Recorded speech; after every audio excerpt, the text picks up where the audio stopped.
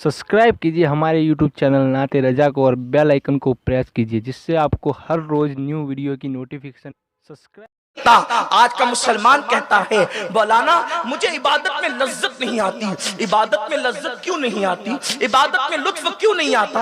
आओ उसकी एक वजह बताता हूँ, आपको बात समझ में आएगी। एक बहुत बड़ी वलिया थी, सैयदना इमाम अहमद इब्न हंबल के पास आई और आने के बाद कहती इमाम 2-3 दिन गुजरे हैं, मुझे इबादत की लज्जत नहीं आती, मुझे इबादत का लुत्फ नहीं मिलता। इमाम अहमद इब्न हंबल ने उस वलिया से फरमाया हो सकता है तुझसे कोई गलती हो गई हो सकता है तुझसे कोई गुनाह हो गया हो, इसलिए कि वली मासूम नहीं होता, महफूज जरूर होता है, लेकिन अल्लाह तबारक व तआला अल्लाह अकबर कभी कभी तदबीर फरमाए, खुफिया तदबीर फरमाए तो कभी खता हो सकती है। इमाम अहमद इब्न हंबल ने कहा हो सकता है तुझसे कोई गलती हो गई हो, मेरा अल्लाह किसी से इबादत की लज्जत यूं ही थोड़ी छीनता है, तुझसे कोई गलती हो गई होगी, तुझसे कोई खता हो गई होगी। अल्लाह अकबर, उसने बहुत गौर किया, उस वलिया ने बहुत तवज्जो दी, लेकिन उसके बाद कहती है इमाम मुझसे कोई गलती नहीं हुई। इमाम अहमद इब्न हंबल रदी अल्लाह ताला अन्हु गर्दन नीची करते हैं, गर्दन झुकाते हैं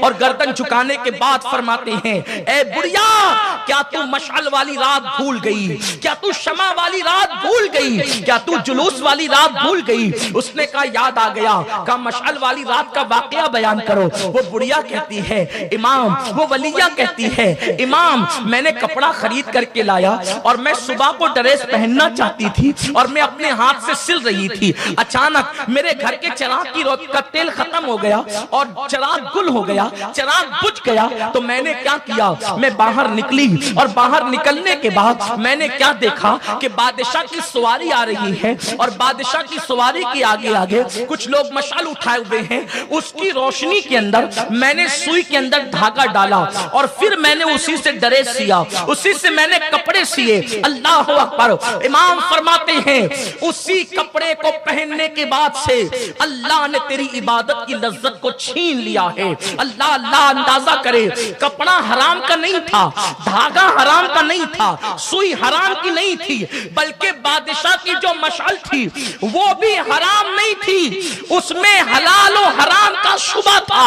यानी मशकूक रोशनी में तूने सुई में धागा डालकर अपना लिबास सिया है, उसी की नहूसत की वजह से अल्लाह ने तुझसे इबादत की लज्जत को छीन लिया है। अब अगर तू इबादत की लज्जत चाहती है तो इस कुर्ते को उतार के सदका कर दे और अपना लिबास पहन ले, अल्लाह तेरी इबादत की लज्जत तुझे लौटा देगा।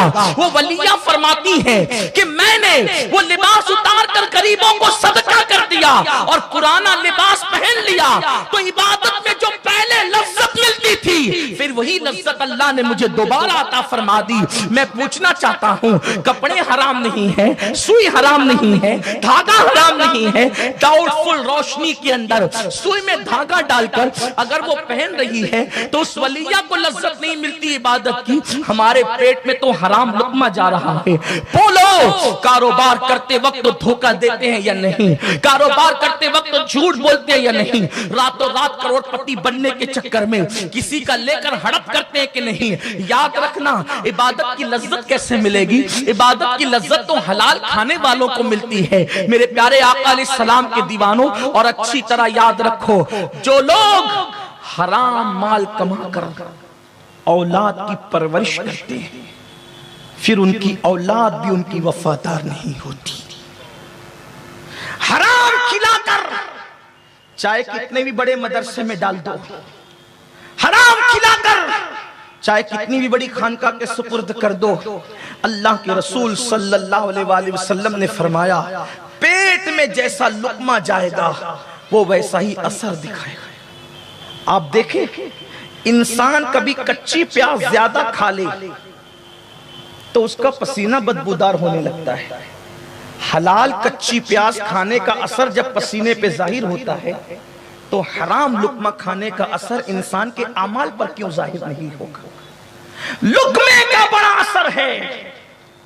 हम जो देखते हैं ना, आज से 100 साल 200 साल पहले आज जैसे आपको मिंबर पर अहले इल्म नजर आते हैं, वैसे उस वक्त लोगों की निगाहों के सामने औलिया अल्लाह नजर आते थे। आज से 1 सदी पहले ही की बात तो थी کہ امام احمد رضا جیسی شخصیت کو لوگوں نے دیکھا، شیخ المشائخ اعلیٰ حضرت اشرفی میاں جیسی شخصیت کو لوگوں نے دیکھا، سرکار آل رسول احمدی جیسی شخصیت کو لوگوں نے دیکھا، مفتی اعظم اور محدث اعظم جیسی ہستیوں کو لوگوں نے دیکھا۔